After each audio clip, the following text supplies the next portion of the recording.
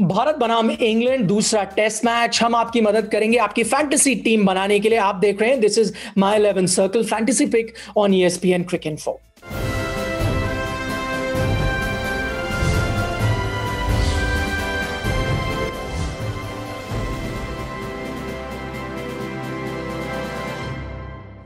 तो मैं हूं निखिल नाज, मेरे साथ जुड़ गए हैं आकाश चोपड़ा। आकाश, सबसे पहले प्रो टिप हम एक दे दें। आप है हमारे असली प्रो, आपके पास आएंगे, लेकिन एक प्रो टिप ESPN Cricinfo की तरफ से ये है कि जो रूट पहली पारी में और विराट कोहली ने दूसरी पारी में शानदार बैटिंग की, बेस्ट बल्लेबाज नजर आए, तो इनको आप जरूर तरजीह दीजिएगा जब आप अपनी टीम बनाए। आकाश, आपको क्या लगता है? पहली बात तो ये टिप ठीक है, और अगर इनके अलावा कोई मस्ट हैव्स आपके दिमाग में हो?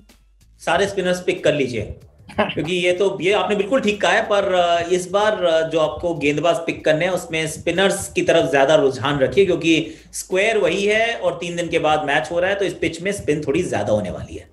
चलिए जल्दी से नियम भी आपको बता दें कि 100 क्रेडिट पॉइंट्स आपके पास होते हैं टीम बनाने के लिए। हर खिलाड़ी के साथ कुछ ना कुछ क्रेडिट पॉइंट्स जुड़े होते हैं, तो आपको पूरा नाप तोल कर अपनी टीम बनानी होती है। 4 कैटेगरी से आपको खिलाड़ी चुनने हैं, जिसमें होंगे आपके बल्लेबाज, ऑलराउंडर्स, विकेट कीपर और गेंदबाज। और आपके पास ज्यादा से ज्यादा 7 खिलाड़ी ही एक टीम से हो सकते हैं। एक नई चीज भी अब ऐड हो गई है, वो ये कि आप 4 सब्स्टिट्यूट खिलाड़ियों को नॉमिनेट कर सकते हैं माय 11 सर्कल फैंटेसी ऐप में। चलिए अब आपको हम बताते हैं कप्तान आप किसे चुन सकते हैं। ये शायद सरप्राइजिंग ना हो, हमने जो रूट को यहां पर चुना है उनके पिछले 3 आप स्कोर्स ही देख लें, 228, 186, 218। अब इसके अलावा आप किसको चुन सकते हैं? उनकी जो औसत है 60.44 की है स्पिन गेंदबाजी के खिलाफ एशिया में। तो आपको पता है अगर जैसे यहां स्पिन गेंदबाजी के अनुकूल पिच होगी तो कौन सबसे ज्यादा रन बना सकता है। उप कप्तान हमने भारत के कप्तान को चुना है, यानी कि विराट कोहली। पिछले जो 2 उनकी आउटिंग्स रही है अच्छी रही है। 74 बनाए थे उन्होंने ऑस्ट्रेलिया के खिलाफ, और फिर 72 बनाए हैं इंग्लैंड के खिलाफ। और हमें लगता है कि वो अब साल 2020 से शतक जो उन्होंने नहीं बनाया वो ज्यादा दूर नहीं है, हो सकता है अभी उनके चांस हो वो शतक बनाने का। तो इनको आप जरूर उपकप्तान चुन सकते हैं। क्यों अहम है कप्तान और उपकप्तान? क्योंकि कप्तान आपको डबल पॉइंट्स देता है, उपकप्तान 1.5 गुना पॉइंट्स आपको देगा। बाकी हमारे टॉप पिक्स क्या है? रविचंद्रन अश्विन को हमने यहाँ पे चुना है। आकाश जैसे कह रहे हैं, स्पिन गेंदबाजों पर ध्यान दीजिए। पहले टेस्ट मैच में उन्होंने अच्छी गेंदबाजी करी, और वो इस वक्त टेस्ट रैंकिंग में आप देखें तो ओनली स्पिनर है टॉप 10 में, तो इनको आप कैसे बाहर छोड़ सकते हैं। और चेपक जैसे उनका घरेलू मैदान भी है, 15 फर्स्ट क्लास मुकाबलों में उन्होंने 90 विकेट वहां पर चटकाए हैं, 9 फाइफर्स हैं उनके वहां पर, तो इन्हें आप बाहर कैसे छोड़ेंगे? बेन स्टोक्स को यहां पे हमने चुना है। आईसीसी के 2019 के प्लेयर ऑफ द ईयर थे, करंट नंबर 1 टेस्ट ऑलराउंडर भी हैं, और भारत का दौरा भी उन्होंने अच्छी तरह से शुरू किया। पिछले मैच में हमने देखा, पिछले दौरे में उन्होंने सेंचुरी भी लगाई थी, यादगार दौरा रहा था। 335 रन उन्होंने वहां पर बनाए थे, 82 पिछले मैच में। तो कई चीजें उनके पक्ष में जा रही है, आप इन्हें जरूर चुनिए। ऋषभ पंत को भी यहां पर चुना है, उन्होंने अपना थोड़ा सा एक संकेत दिया था कि किस फॉर्म में है वो। ऑस्ट्रेलिया का जो फॉर्म है यहां पर भी जारी है, आईसीसी के प्लेयर ऑफ द मंथ भी बने थे ऑस्ट्रेलिया में प्रदर्शन के बाद, तो अभी अच्छे फॉर्म में नजर आ रहे हैं। And is the leading run scorer for India. 376 run उनके 4 टेस्ट मैच में जब से क्रिकेट शुरू हुआ है कोरोना के बाद, और याद रखिए इसमें एक टेस्ट मैच वो नहीं भी खेल पाए थे।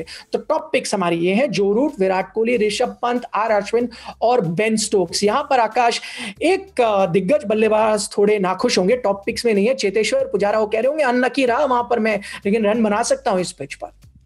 बिल्कुल, चेतेश्वर पुजारा को मैं तो टीम में रखूंगा, क्योंकि वो बल्लेबाजी जिस तरीके की कर रहे हैं, देखिए फॉर्म उनके पास है, शतक उन्होंने भी बहुत समय हो गया नहीं जड़ा है, और ऐसा लगता नहीं कि बहुत ज्यादा दूर है उनका वो शतक। और जिस तरीके से आपको रन बनाने की, मतलब रन गेंदबाजों को खेलने की जरूरत है इन पिचेस पे, Pujara will definitely be there. और मुझे तो ये भी लगता है कि कप्तान, वैसे आपने ठीक है वो रूट है, कोहली है, मैं तो कप्तान अश्विन को बनाऊंगा, क्योंकि मेरे हिसाब से इस मैच में 10 विकेट लेंगे वो, और 10 विकेट लेंगे। 3, साढ़े 3, 4 दिन का शायद मैच होगा, उतना हाई स्कोरिंग नहीं होगा, तो फिर साथ में उनकी बैटिंग भी है, बल्लेबाजी भी हो सकता है कि थोड़ी ऊपर करने को मिल जाए। तो मैं तो कह रहा हूं कि रविचंद्रन अश्विन को आप कप्तान के रूप में थोड़ा सा कंसिडर कर लीजिए।